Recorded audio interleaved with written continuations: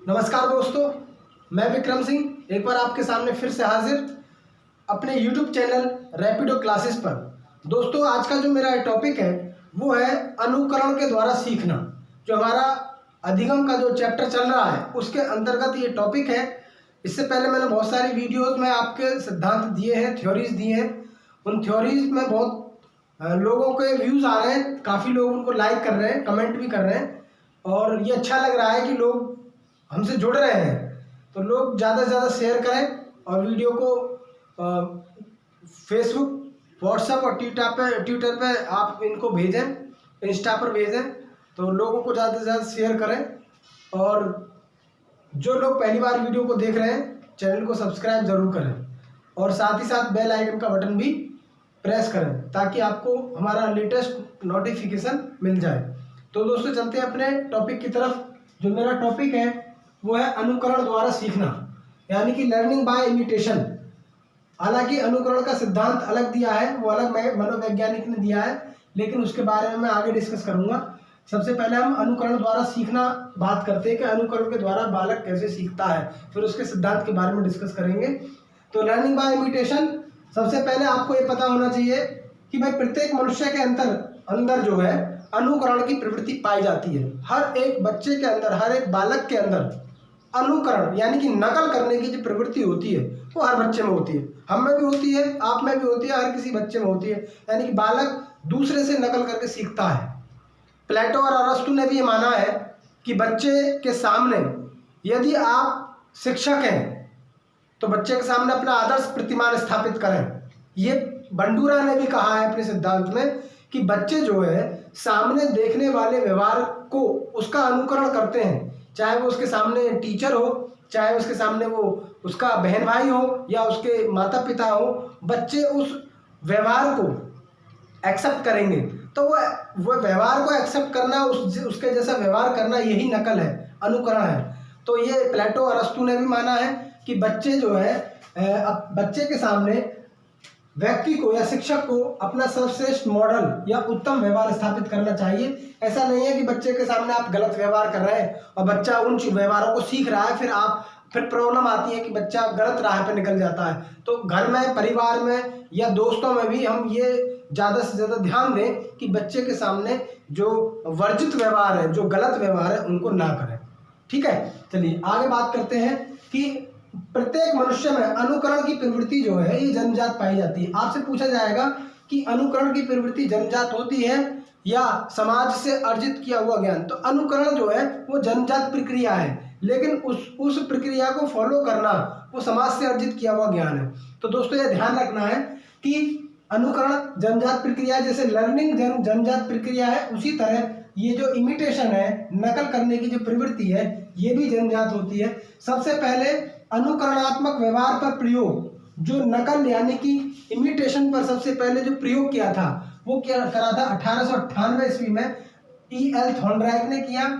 और उस निष्कर्ष में अपने में बताया कि बालक सीखते समय अनुकरणात्मक व्यवहार करते हैं, यानी कि इमिटेशन बिहेवियर करते हैं, यानी कि बच्चे नकल वाला व्यवहार करते हैं। ये इन्होंने अपने प्रयोग में प्रूफ किया।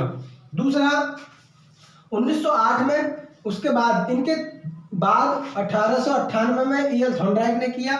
उसके बाद आए आपके जेबी वॉटसन ने 1908 में बंदरों पर प्रयोग किया और बंदरों पर प्रयोग करने के बाद, उन प्रयोगों के बाद बताया, निष्कर्ष निकाला कि बच्चों में सीखने की प्रक्रिया प्रत्यक्ष अनुभवों से होती है। यानी कि बच्चों में जो सीखने की प्रक्रिया है वो प्रत्यक्ष अनुभव से होती है। प्रत्यक्ष अनुभव का मतलब होता है कि डायरेक्ट, यानी कि आप उनके सामने खड़े हैं और उस व्यवहार को नकल कर रहा है, तो उस नकल करने वाले सामने के जो प्रत्यक्ष दिख रहा है उस व्यवहार को नकल करता है। तो ये बताया है किसने?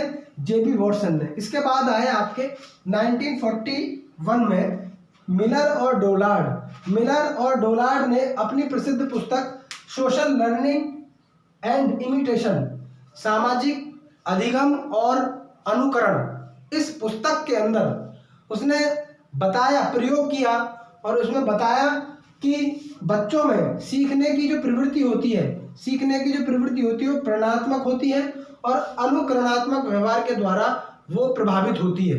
तो इसने दो चीज़ें बताई, सीखने की जो प्रवृत्ति है वो प्रेरणात्मक व्यवहार और अनुकरणात्मक व्यवहार से प्रेरित होती है। तो उसने बताया अपनी पुस्तक में कि अनुकरणात्मक यानी प्रेरणात्मक जो व्यवहार है वो 3 प्रकार का होता है। ये सोशल लर्निंग एंड इमिटेशन, ये बहुत महत्वपूर्ण पुस्तक है। आपके एग्जाम में कई बार आई हुई है कि पूछा जाता है सोशल लर्निंग एंड इमिटेशन किसकी पुस्तक है। तो आपको ये ध्यान रखना है, ये डेविड मिलर और डोलार्ड की पुस्तक है। इस पुस्तक में इन्होंने 3 प्रकार का अनुकरणात्मक व्यवहार बताया है।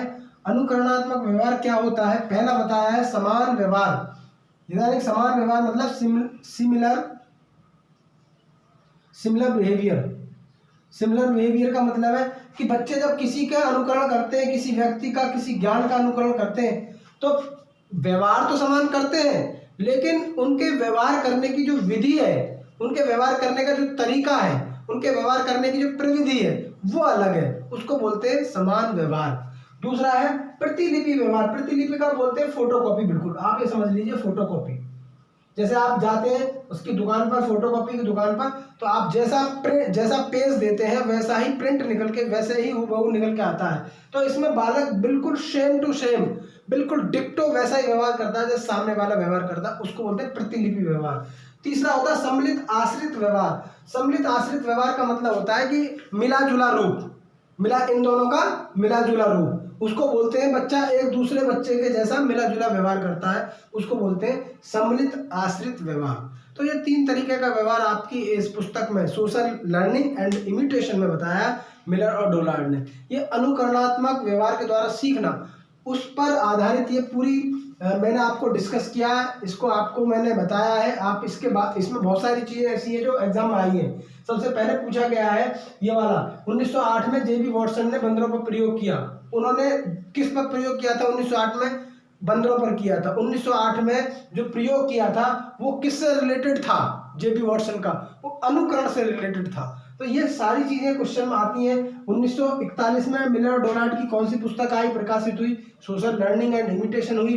पूछा जाता है कि अनुकरण की प्रवृत्ति जन्मजात है या नहीं, तो ये जन्मजात है। सबसे पहले अनुकरण पर प्रयोग किसने किया था? ईएन थॉर्नडाइक ने किया था। कब किया था? 1898 में किया था। तो ये पूरी वीडियो में आपको मैंने अनुकरणात्मक व्यवहार से सीखने के बारे में मैंने डिस्कस किया है। आप इस वीडियो को ज़्यादा से ज़्यादा शेयर करें।